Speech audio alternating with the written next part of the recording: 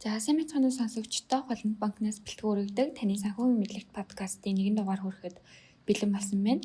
За энэ удаагийн дугаарт эдийн засгийн шинжээч Ануунжин цацрал болон номын шүр миний бие та бүхэнд одоо урааны зах зээлтэй холбоотой судалгааг хэлцүүлэхээр бэлтгэлээ. За урааны зах зээл за тэртээ атомын цахилгаан станцын тухай энэ жил бол нэлээд хэрэгдлээ. За тухайлбал энэ онд шинээр одоо байгуулагдсан засгийн газар болвол одоо эх 4 жил хэрэгжүүлэх төсөөлөлтөө танилцуулсан байгаа. За тэрний нэг хэсэгт болвол ингээд атомын цахилгаан станцтай болно гэдэг ингээд засгийн газар маань зорилт төвшүүлээд ажиллаж байгаа. За энэтэй холбоотой бас яг энэ атомын цахилгаан станц ер нь олон улсын түвшинд ямар хэдийн. За тэгээд яг энэ эрчим хүч дулааны үйлдвэрлэлд энэ атомын цахилгаан станц за тэр дундаа энэ гол түүхий болох уран нь ер нь ямар одоо үүрэгтэй байдаг вэ? За ирээдүйд ер нь энэ ирээдүйн одоо энэ эрчим хүчний чиг хандлага нь хаашаа чиглэж байгаа вэ гэдэг талаар бол бид нэр судлах хэрэгцээ шаардлага үүсэж байгаа. За үүнтэй холбоотой та бүхэнд яг энэ зах зээлийн тухай одоо судалгааг танилцуулахар бол бэлтгэж байна.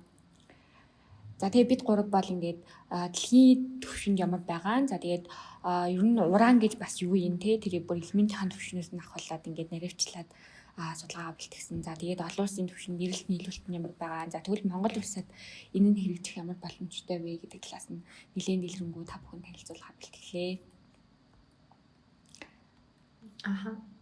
Тэгэхээр сая болвол ерөнхийдөө юу танилцуулах вэ гэдэг талаар хэллээ. Тэгэхээр одоо яг оршил талаасаа ер нь уран гэж юу вэ те ямар юмд хэрэглэе. Одоо бидний нэг түгээмэл ойлголт нь амар л гэж бодоод байдаг шүү дээ. Ягаад тэгэхээр тэр Чернобыль байна.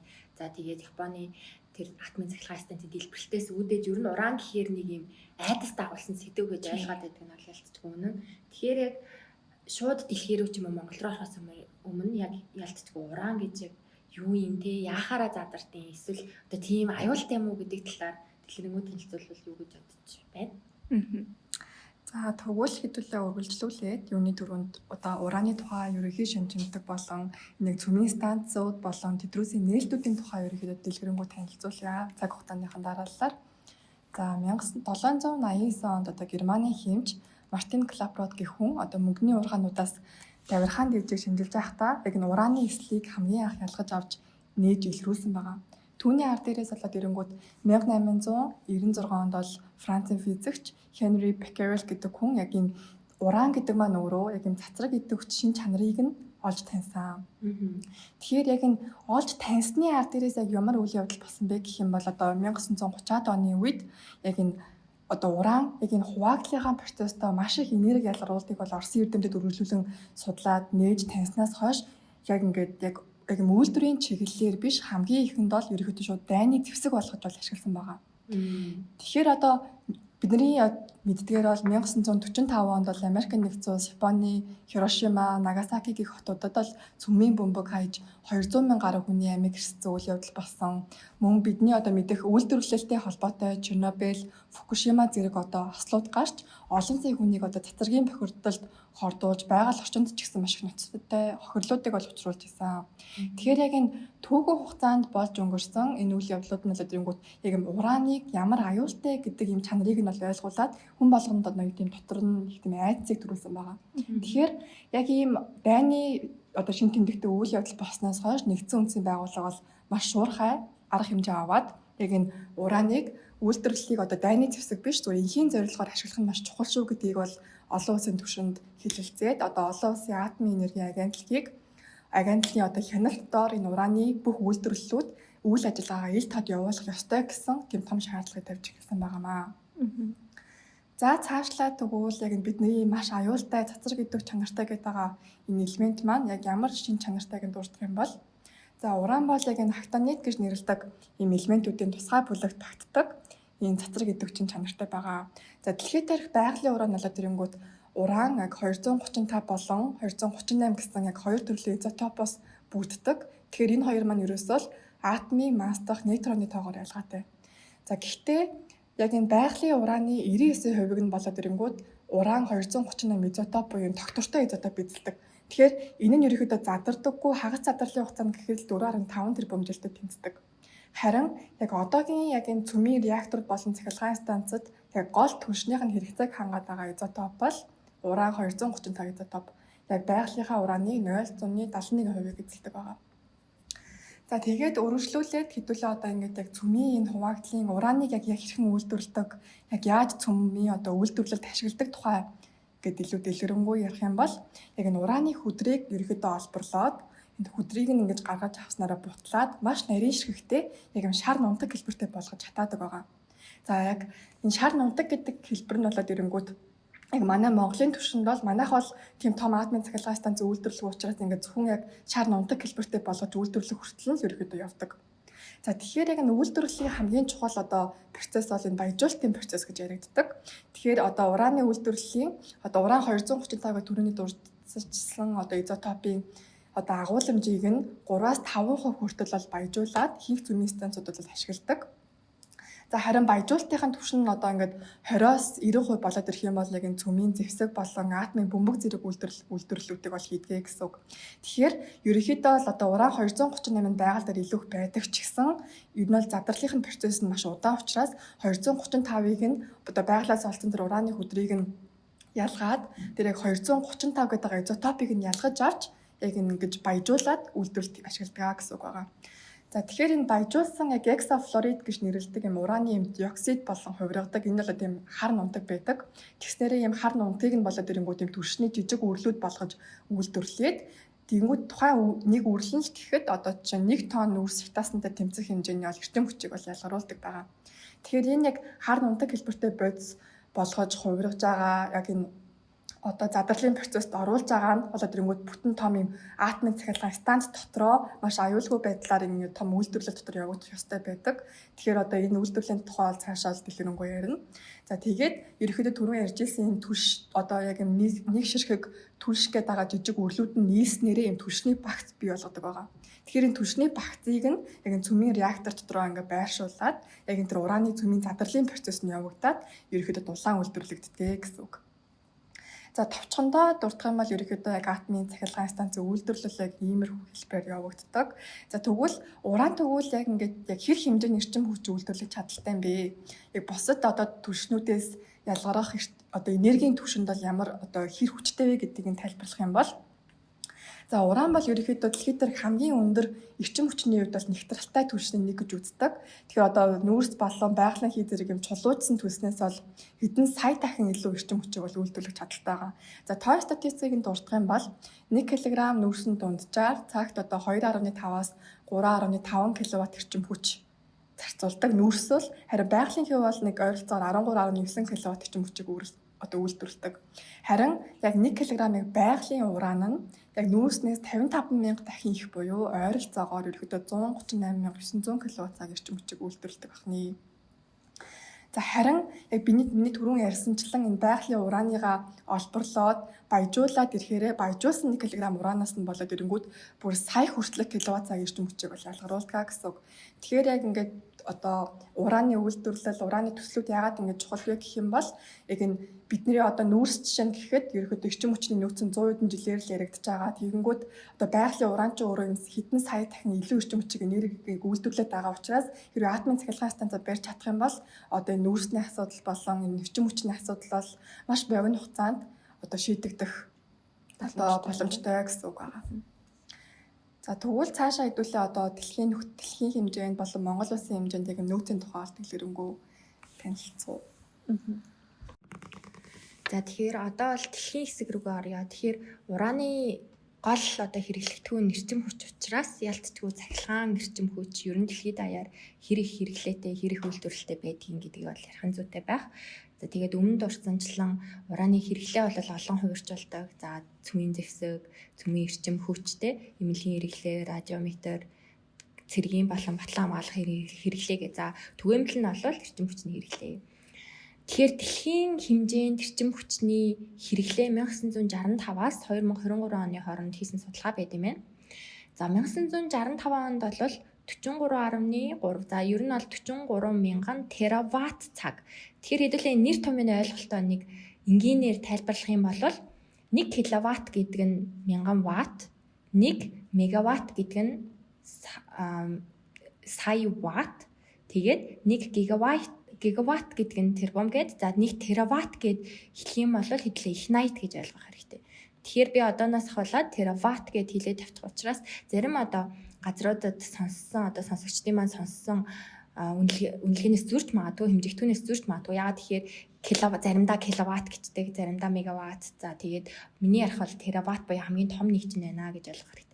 За тэгээд эрчим хүчний хэрэглээ 2023 онд одоо 1965 онтой харьцуулахад 4 дахин өссөн буюу 172 мянган тераватт цаг болсон байна. За энэ эрчим хүчний хэрэглээг их усөөрөнд ангилах юм бол хамгийн өндөр нь газрын тос, за үүний дараа нүүрс, за байгалийн хий, за дөрөвт орох нь бол цөмийн эрчим хүч гэж орж байна. За улс орнуудад энэ цөмийн эрчим хүчийг одоо ялгаатай байдлаар илүү түлхүү нийт эрчим хүчнийхаа хэрэглээнд хэрэглэсэн ч юм уу зүйлүүд бол байдаг. За эрчим хүч цахилгаан хоёр бол ялгаатай ойлголт. Тэгэхээр эрчим хүч гэх юм бол цахилгаан, бусад одоо автомашин ч юм уу гэх мэтчлэн зүйлсийг нийтд нь эрчим хүч гэж ойлгодог бол яг цахилгааны үйлдвэрлэл ер нь хэрэг байсан бэ гэдгийг хэдүүлээ. 1985 оноос хойш дата байна. Тэгэхээр 1985 онд нийт одоо цахилгаан үйлдвэрлэл 9700 тераватт цаг байжээ. За 2023 онд харин 3 дахин нэмэгдсэн буюу 29000 тераватт цаг болсон байна. За үүндээ яг эрчим хүчний хэрэглээтэй төстэй. Гэхдээ газрын тос бол байхгүй. Хамгийн өндөр одоо эрчим хүчний их усүр нүүрс байна. За үүний дараа байгалийн хий, газрын тос, за тэгээ цөмийн эрчим хүч гэж явж байна. Тэгэхээр хэдүүлээ ажиллах юм бол ерөнхийдөө одоо сэргээгдэх эрчим хүчтэй хүчээс өмнө бол цөмийн эрчим хүч гэж айгүй дэлгэрэнгүй ярьж байгааг бол ойлгох хэрэгтэй. За ингээд цаашлаад цахилгаан үйлдвэрлэлд ерөнхийдөө аль улсууд илүү үйлдвэрлэл өндөртөө байна вэ гэдгийг хэдүүлээ харах юм бол нэгт буюу хамгийн өндөр цахилгаан үйлдвэрлэлтэй улс нь Хятад улс байна. За үүний дараа удаах улс нь Америк.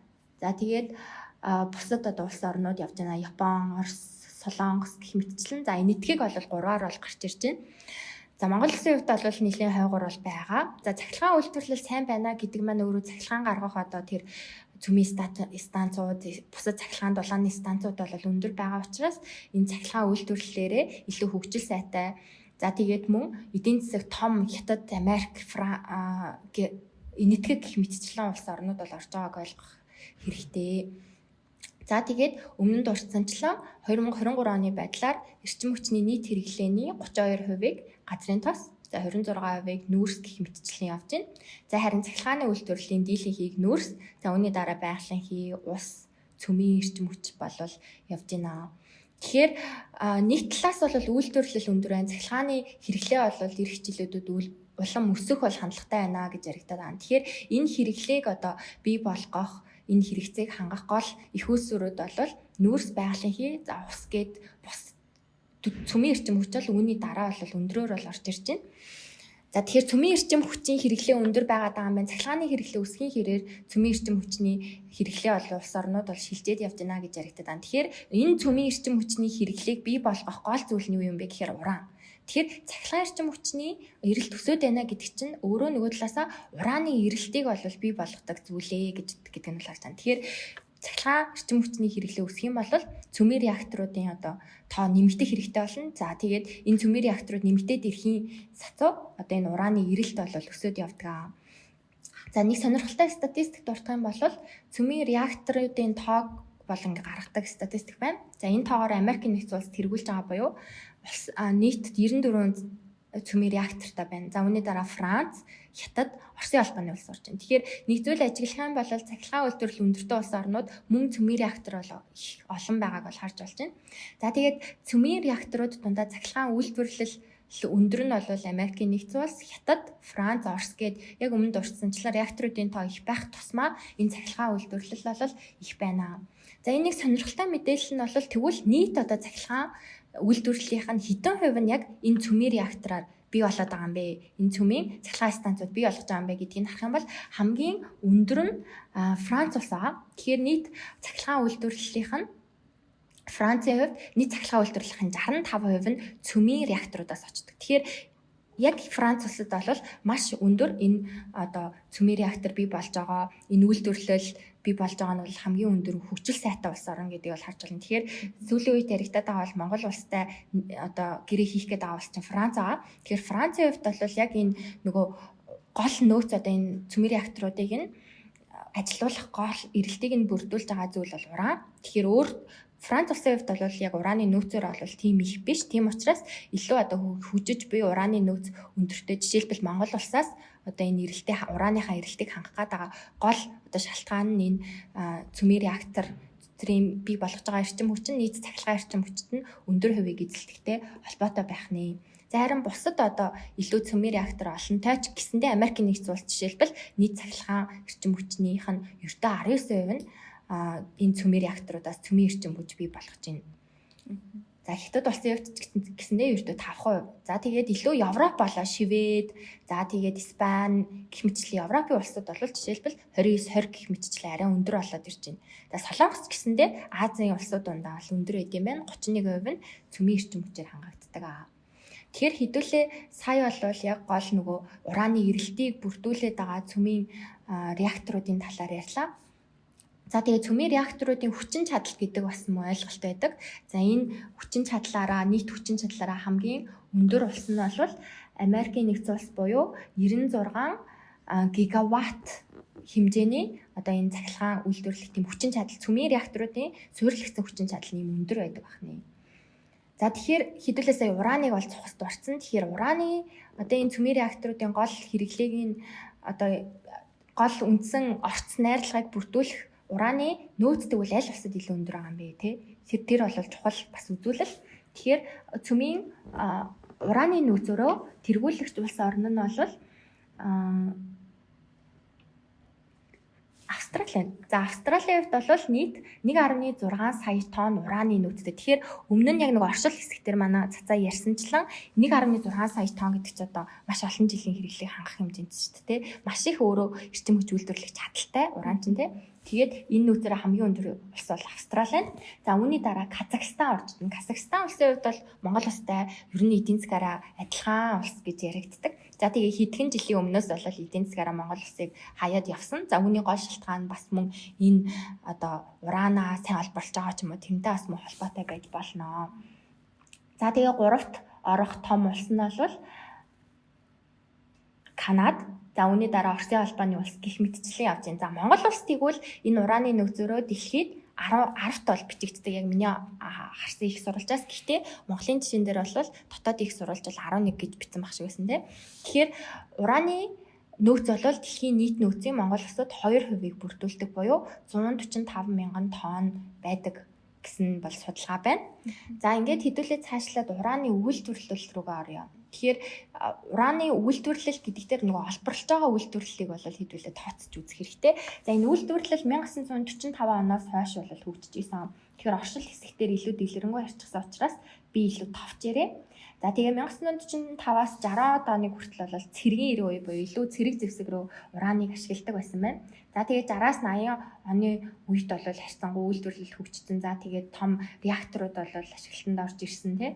Тэгэхээр энэ одоо илүү ураны хэрэглээ орчин үед орж ирэх гэж буй үе гэж бол ойлгох хэрэгтэй. За тэгээ 1980-аас 2002 он хүртэл бол нөгөө айгүй томоохон ослууд бий болсонтой холбоотойгоор ер нь ураны олборлолт гэдэг зүйл үйлдвэрлэлүүдэд ер нь зогсон байдалд орсон. Үүнтэй холбоотой ер нь үнийн хэмжээ ч гэсэн буураад эхэлсэн дүр зурагтай бол байдаг. За тэгээ ураны үйлдвэрлэлээр буюу одоо тэр гаргацсан байгаа олборлсон байгаа ураныг боловсруулад яг цөмийн эрчим хүч гаргах үйлдвэрлэлээрээ Канада улс, за үүний дараа Америк. За тэгээд энэ бол 1945-аас 2022 он хүртэл үйлдвэрлэгдсэн нийт ураны хэмжээгээрээ тэргүүлэгч улс орнууд Канада, Америк. За тэгээ хуучны зөвлөлт холбоот улс гэх юм бол яг нөгөө өмнөх Оросын албаны улсын яг тэр тэргүүлдэг байсан олон орнууд бол орно. За тэгээ Казахстан, Австрали гэх мэтчлэн улс орнууд орж байна. За ураны үйлдвэрлэлээр тэгэхээр сүүлийн үед бол миний яг өмнөд орсончлан Казахстан улс бол хамгийн өндөр. За тэгээ Казахстанаас 2022 оны байдлаар нийт 21 сая тонн ураныг бол үйлдвэрлэсэн байна. За үүний дараа Канада гингөө шууд 3 дахин буурч байгаа буюу 7.3 сая тонн болчихж байна. Тэгэхээр ерөөсөө энэ зах зээлд хамгийн том улс нь Казахстан гэдэг нь бол яхаа аргагүй энэ статистикаас шууд ойлгомжтой харагдаж байна.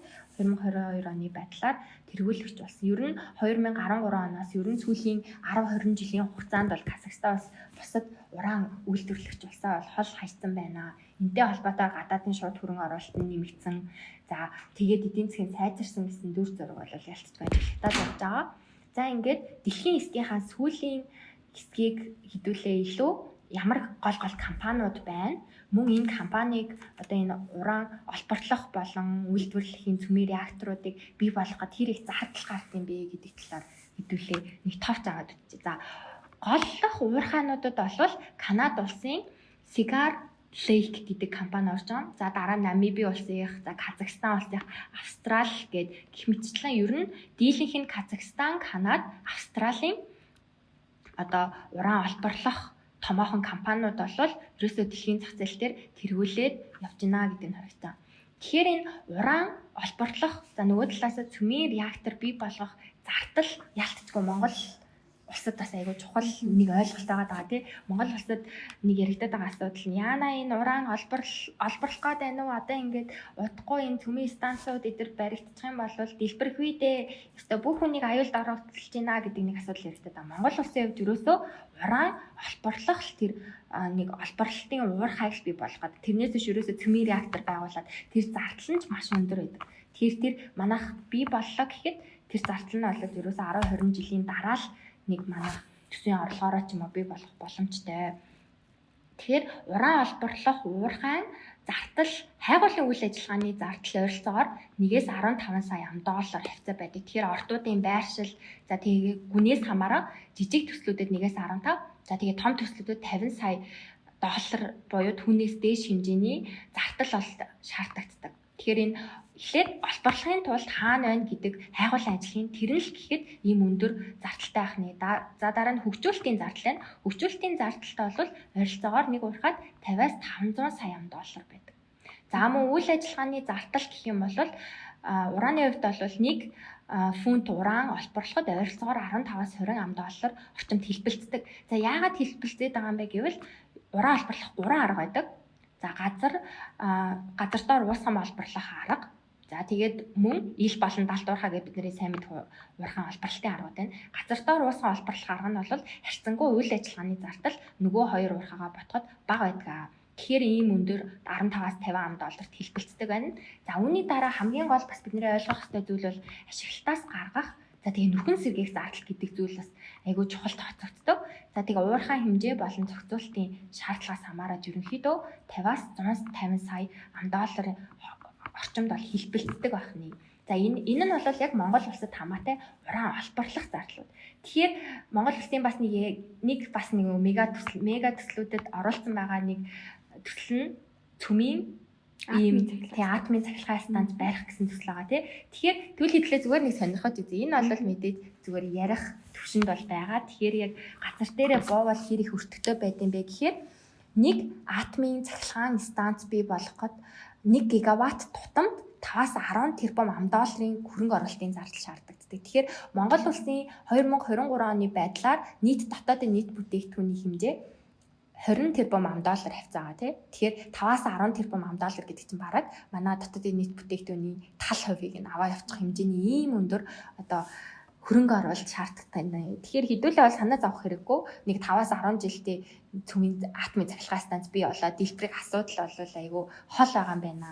Тэгэхээр одоо яригадаад байгаа бол ерөөсөө олборлох зүйлүүд гэдгийг бол маш сайн ойлгох хэрэгтэй. За ингээд хэдүүлээ яг Монголынхаа тал руу оръё те. Сая бол цохоос Монголоо бол дурдлаа. Олон улсын төвшөнд бол ингээд айгүй одоо энэ уур амьсгалын өөрчлөлттэй холбоотой ер нь бусад улсууд энэ атомын цахилгаан станц руу хөрөнгө оруулалт хийгээд цахилгаан станцуудаа бариад эхэлсэн байна тий. Тэнгүүд манайд бол зөвхөн ингээ олборлтын төвшин ингээд явж байгаа гэд тэгж байгаа. Тэнгүүд бид нар бол айгүй Монгол улсынхаа хувьд бол нэг компани тухай за тэр компанийнхаа нэг төслийн тухай бол ярих шаардлагатай болно. Яг энэ одоо Монгол улсынхаа ураны зах зээлийг ярихын тулд тэр Монгол улсад бол яг товчхондоо бол нэг Бадрах Energy гэдэг компани бол гол тоглогч байдаг. За тэр компани маань одоо сүүлийн одоо 1996 оноос хойш бол зөөвч аваа төслийг бол хэрэгжүүлээд за тэгээд одоогийн төвшөнд бол яг энэ туршилтын ажлаа эхлүүлээ. За тэгээд ирэх жилүүдээс олборлолтын ажлуудаа хийхээр ингээд төлөвлөлтөд явж байгаа юм байна л да. За энэ талаар бол нэлээд дэлгэрэнгүй хэдүүлээ авч үзье. За яг дотоодын нөгөө их сурвалжуудын одоо мэдээлэл буюу за ашигт малтмал газрын тосны газраас ч гэдэм ингээд дотоодын одоо Монгол улсын ураны нөөц юу хэд байд юм бэ гэдээ хараад үзэхээр олон улсынхтай бол харьцуулахад арай өөр байд юм байна. 192 мянган тонн бол батлагдсан нөөц байгаа юм байна. За нийт бол 13 орттой. За тэгээд Монгол улсын цөмийн энергийн тухай хууль болон засвар идэвхт ашигт малтмал цөмийн энергийн талаар төрөөс баримтлах бодлогоор болвол энэ засварт идэвхт ашигт малтмалын бүх ордыг болвол одоо хэмжээнээс нь үл хамааран стратегийн ордод ингэж хамааруулж авч үздэг. За тэгээд цаашлаад геологийн тамга нөөц нь бол 1.5 сая ингээд тонн нөөцтэй. Энэ бол ингээд батлагдаагүй байгаа. Тэгээд дахиад ингээд хайгуул хийх юм бол ингэж батлагдах боломжтой гэдэг жаа. Тэгэх юм бол ингээд олон улстай харьцуулахад нэлээд их одоо ураны нөөцтэй байж болохыг харагдаж байна тий. За тэгээд яг өмнөд үржинчлэн бол манай улсын яг одоогийн батлагдсан байгаа нөөц бол одоо дэлхийн нийт цөмийн одоо эрчим хүчний 1 жилийн хэрэглээтэй тэнцвэц хэмжээний нөөц байгаа юм байна л да. За тэгээд ерөнхийдөө болвол одоо энэ сайн хэлж индээ ингээд бид нар бол яг уу уран гэх тэнгууд маш аюултай юм одоо бодисоо за тэгээд ашигт малтмалын бүтээгдэхүүн байна. Тэнгууд энтэй холбоотой хууль эрх зүйн орчин ер нь Монгол улсад ямар төвшөнд байгаа вэ гэдгийг харах хэрэгтэй. Бид нар ямар дүрм журм баримталж ямар стандартын дагуу энэ ураны одоо зах зээлд ингээд үйл ажиллагаа явуулах хэрэгтэй байд юм бэ гэх тэнгууд за 2009 оноос эхлээд хамгийн анх одоо төрөөс цацраг идэвхт ашигт малтмал болон цөмийн энергийн талаар баримтлах бодлогыг бол хамгийн анх баталж ирсэн юм байна. За тэгээд мөн ондоо бол бас цөмийн энергийн тухай хууль за тэгээд тэрнтэй холбоотой нэмэлт өөрчлөлтүүдийг болвол 15 бол 24 онуудад бол энэ жил бас оруулсан байгаа. За энэ жил оруулсан нөгөө нэг саяны Францын төсөлтэй холбоотойгоор бол нөгөө хөрөнгө оруулалтаа татах зорилгоор бол бид нар ингээд хуулиндаа нэмэлт өөрчлөлт оруулаад ингээд явж байна. За энтэй холбоотой мэдээж яг уу ингээд аюултай бодис гэдэг жагаа тэнгууд бид нар бас сая энэ манайхтай хамтрах гээд байгаа энэ Франц бол өөрөө энэ дотоодын эрчим хүчний үйлдвэрлэлийнхаа одоо 60 гаруй хувийг ингээд дотоодоос өөртөө хангадаг гэж байна тийм. Ингээд тэнгууд энэчнээс юу харж болох вэ гэх юм нөө Франц ч өөрөө яг энэ эрчим хүч үйлдвэрлэл төр дундаа энэ цөмийн технологи ашиглалтаараа одоо туршлагын хувьд нэлээд сайн байж чадах үйс харагдаад байна тий. Одоо нийт эрчим хүчний 60-аас дээш хувийг ингээд өөртөө үйлдвэрлээд явж байна. За тэрнтэй холбоотой нөгөө нэг баримтлах стандарт ч гэдэм үү одоо бодлого за тэгээд аюулгүй байдлын дүрм журмаа бол нэлээ одоо бусад улсуудтай харьцуулахад нэлээ сайн байдаг. За тэр нь бол магадгүй бас биднэрт илүү давуу тал болж иж магадгүй тий ирэх жилүүдэд. За одоогийн төвшөнд бол бид нар яг нөгөө цахилгаан станцаа бол ярих болоогүй байгаа л гэхдээ одоо Францтай яг энэ олон улсын төвшөнд тэргүүлж байгаа энэ компани одоо улстай бол энэ чиглэлийн төслөө ингээд хэрэгжүүлээд явна гэдэг бол нэг талын бас ингээд давуу талтай харагдаж байна. За тэгээ манайхас бол дотооддоо яг энэ холбогдох дүрм журмуудыг бол нэлээд мөрдөд ажилт юм лээ. За үүнтэй холбоотойгоор бас энэ наадмын цахилгаан станцын олон улсын гэрээ хэлцээрүүдэд болвол одоо тухай бүрд нь хамрагдаад ингээд явд юм лээ. За тухайлбал 1969 онд цөмийн зэвсэг үйлдвэрлэлүүлэх тухай гэрээнд бол нэгдсэн. За тэгээд 72 онд бол цөмийн зэвсэг үйлдвэрлэлүүлэх гэрээтэй холбогдуулаад баталгаа хэрэглэх одоо хэлцээрт бол орж исэн. За тэгээ 2003 онд бол Монгол Улсын засгийн газар олон улсын атомын энергийн агентлагын хооронд байгуулсан. За хэлцээрийн нэмэлт протоколд одоо орсон гэх мэтчлэн. За эдгээр ингээд орсноороо бол яадаг вэ гэхээр тодорхой хариуцлага хүлээж байгаа тийм мэдээллийг нь буруу гаргаж өгсөн тохиолдолд одоо олон улсын атомын эрчим хүчний агентлагийн одоо байцаагчдад одоо тухайн улсад орж хянилж шалгалт хийх ч гэдэм үү тэр чиглэлийн одоо зохицуулалтын ажлууд бол нэлээд байд юм байна. За тэгэхээр ингээд хууль эрх зүйн орчны хувьд бол бас манай улс ингээд яг энэ чиглэлд бол гарцангуй гайгүй байд юм байна. За тэгвэл яг энэ Бадрах Energy гэдэг компани юу ямар компани бэ гэх тэнгууд Францын Orano Mining гэх компани бол энэ Бадрах Energy компани 66% эзэмшдэг. За манай одоо Монгол Улсын засгийн газрын одоо төрийн өмчөд Мон Атом компани бол үлдсэн 34% эзэмшдэг. Ингээ хоёр улсын засгийн газрын одоо төрийн өмчөд компаниуд бол энэ компаниудыг эзэмшиж ингээд явж байгаа. За 1996 оноос хойш ингээд олборлолтын ажлуудыг хийгээд за 2006 онд бол дулаан уул ордыг бол нийлүүлсэн юм байна. За 2010 онд бол энэ зөөвч аваардыг бол илрүүлсэн. За тэгээд 2015 онд бол энэ нөгөө нэг ашиглалтын 3 тусгай зөвшөөрлийг бол ингээд хаваад ингээд явж байгаа юм байна. За тэгээд зөөвч аваа төсөл бол ингээд ер нь бол маш удаан хугацаанд үргэлжлэх төсөл. За одоогийн энэ 2024 одоо төслийн үе шатыг бол ерөнхийдөө 3 түвшинд авч үзээд за бэлтгэлээ ажил, за бүтээгдэхүүнээ үйлдвэрлэх буюу олдворлох, за тэгээд хүн сэргэлтийн ингээ үе гээд 3 хэсэгт авч үзэж байгаа юм лээ. За тэгээд яг одоо нөгөөний дөнгөж энэ бэлтгэл ажил хэсэг дээр явж байгаа болохоор нөгөө нэг тодорхой нарийн тооцооллууд нь бас одоо нарийн биш байж магадгүй. Гэтэ эхний ээлжинд бол гарсан баа. Тэр нь юу вэ гэхээр за нийт 38 жилийн хугацаанд болвол 70 орчим мянган тонн уран албарлаж, за тэгээд 47 жилийн хүү төсөл бол үргэлжилнэ гэдэг байгаа. За эхний бэлтгэл үе нь бол 24-өөс 27 онд. За тэгээ яг нөгөө албарлалтын үе нь бол 28 оноос эхэлнэ гэж байгаа. За тэгээд 2061 оноос бол нөгөө хүн сэргэлтийн ажлууд бол эхэлж байгаа. Төсөлттэй холбоотой голлох нэг хэдэдэг статистикийг танилцуулах юм бол за энэ одоо төсөл маань хэрэгжээд эхлэх юм бол жилдээ нэг 2500 тонн одоо уран бол ингээд олборлоод явна гэж тооцсон юм байна. За тэгээд мэдээж одоо Монгол улсад хэрэгжиж байгаа учраас бүх одоо худалдаа авалт ханганы нийлүүлэлтийн гүйлх нь бол ингээд дотоодын банкар бол дамжина. За тэгээд газар доор одоо уран олборлох технологиг бол одоо бусад одоо технологиудтай харьцуулахад харьцангуй аюулгүй гэж үздэг юм л л дээ. Тэгэхээр яг энэ технологиг туршаад яг энэ төсөл маань одоо 27.5 тонн ураны баярмлыг бол одоогийн байдлаар ингээд хадгалж байгаа юм байна. За тэгээд энэ зөөвч аваа төсөл маань сүүлийн 20 жилд одоо дэлхийд илрүүлсэн одоо том 10 ордын нэгт бол тооцогддог. За тэгээд Франц улс бол ерөнхийдөө техник эдийн засгийн үндэслэлийг ингээд боловсруулад ингээд хариуцаад явж байгаа юм байна. За тэгээд Монгол улсын хувьд бол ямар өөр өгөөжтэй юм бэ гэдээ харах юм бол наад захын одоо энгийн одоо эхний байдлаар тооцсон тооцооны хувьд бол 30 жилийн хугацаанд нийт дүнгээр 3.2 тэрбум $, орлогыг амнат ногдол ашиг хэлбэрээр бол Монгол улс хүртгээр тооцсон юм байна. За тэгээд ингэснээр бол уурхай ашиглалтанд орсноор 1500 орчим ажлын байр бол бий болох төлөвлөгөөтэй байгаа талаар бол танилцуулсан юм байна.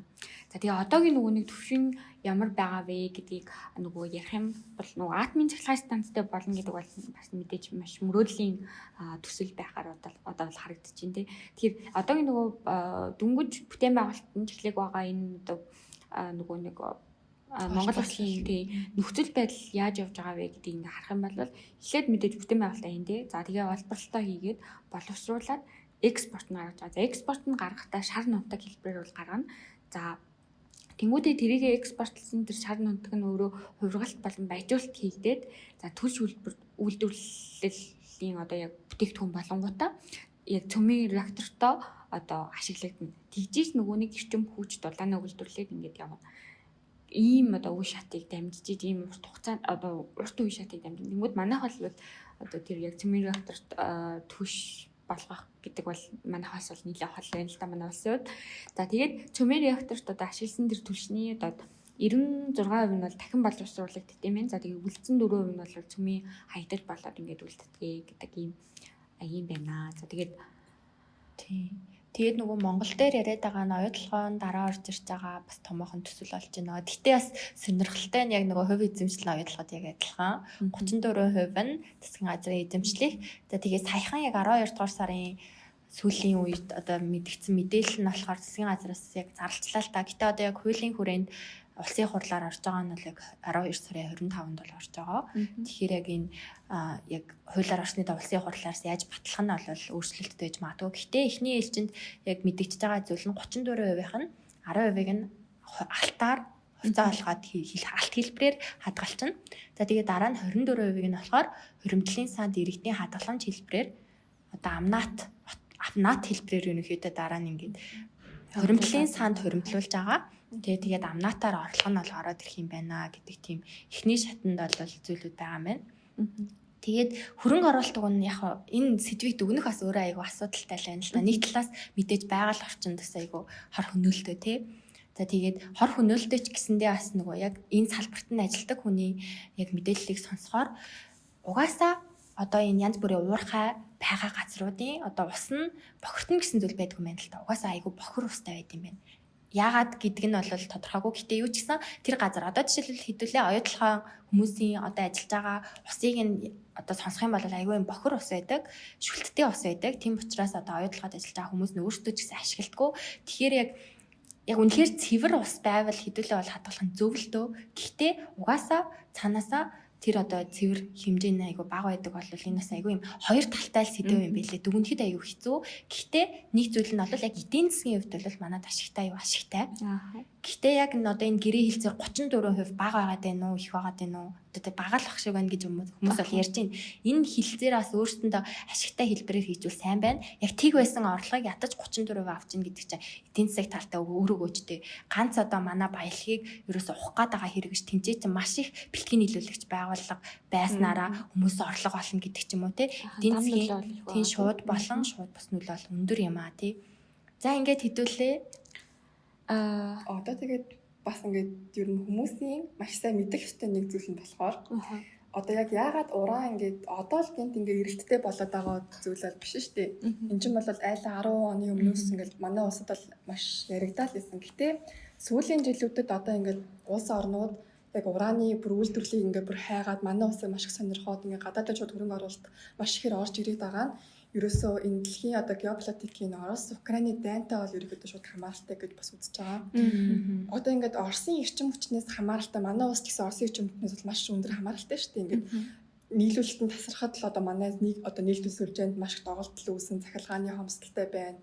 Тэгэнгүүт тэрнтэй адилхан маш олон тийм Оростой асуудалтай байгаа ингээд олон улс маань ингээд Оросоос хамааралтай байхад болио. Хэдүүлээ одоо ингээд өөр арга зам хай гэж байгаа маань ганц одоо хамгийн чухал одоо яригадаад байгаа ганц арга шийдэл л бас нэг ураны энэ одоо уран болоо ингээд гарцсан болоод ирж байгаа байхгүй юу. Харин гэтээ ингээд ерөөхдөө бас ингээд ураны яг түүхэн одоо ханшийн ингээд хөдөлгөөн үнийг хараад үзэхэд бол мэдээж яг энэ ослоос бол маш их шалтгаалж байгаа. Уран бол хамгийн түүхэн одоо дээд үнд хүрсэн үе болоод ирэнгүүт яг энэ 2000-аас 2005-аас 10 оны хооронд ерөөхдөө яг энэ одоо ихт дуудлаад ирэнгүүтийн цахилгаан станцынхаа үйлдвэрлэлийн нэмхийн тулд одоо цөмийн эрчим хүчний эрэлтцүүд гэтэл энэтхэг улсад бол ингээд шинэ реакторыг барьж эхэлж байхад 136 ам долларт хүрж исэн байгаа хамгийн дээд үндэ. Тэгэнгүүт яг 11 онд Фукушимагийн яг ингээд газар хөдлөлт болоод үйлдвэрлэлийн осол болчихсон.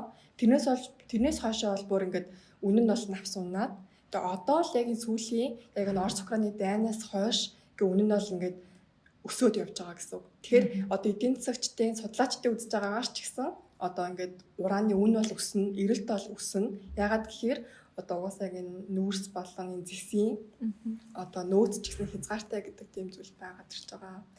За тэгээд одоо Хятад улс гэхэд жишээ нь одоо 2030 онд гэхэд бол 32 цөмийн реактор гихчлэн одоо 40 он гэтэл 100-аас 200 гаруй шинэ цөмийн реакторууд бол энэ дэлхий дээр баригдана. Тийм учраас энэ одоо цөмийн реакторыг ашиглахын тулд одоо нөөцтэй газрууд маш чухал. Тэгэхээр манай улсад бол яг энэ бид нар өөрсдөө ч гэсэн яг энэ тухайн энэ цөмийн тухай хуулийг ч гэсэн яг энэ цахилгаан станцын үйлдвэрлэл холбоолтыг ч гэсэн маш ухаалаагаар шийдвэрлээд цааш нь авч явах нь бол бас юм чухал гэсэн санаа л явж байгаа маа. Тэгээ сая цухас дурдсанчлаа. Одоо Хятад улсаас цөмийн реактор шинээр барьж байгаа. Одоо яг тэр статистикуудыг харахаар 50 эдэн цөмийн реактор шинээр барьж байгаа улс бол Хятад ерөөсөө айгу юм тэргүүлж байгаа байхгүй. Тэгэхээр Хятад улс чинь манай урд хүрштэй. За тэгээ хэдүүлээ яг олборлоод эхлэх юм бол цаашдын 10-15 жилдээ ч юм одоо энэ яг олборлох арга зүйн механик, аюулгүй байдал ч юм уу те тэрийг нь яг сураад тэр мэдлэгээрээ яг энэ урааныг сайн аюулгүй олборлоод эхлэх юм бол ганц Франц биш те Хятад ч гэсэн яг энэ урааныг худалдаа авах талаар орч ирэхийг бол үгүйсэхгүй шүү дээ. Тэгэхээр манай улсад ч гэсэндээ ганц зэс нүүрсээрээ яваад идэг улсын хувьд бол бас уран гэж нэг түвшинд гарч ирж байгаа нь бол бас эерэг гэхдээ мэдээж өөр бас сөрөг талууд байгаа л та. За ингээд бид гурийн подкастын хүү өндөрлж байна. Анхаарал хандуул сонсон та бүхэнд баярлалаа. Баярлалаа.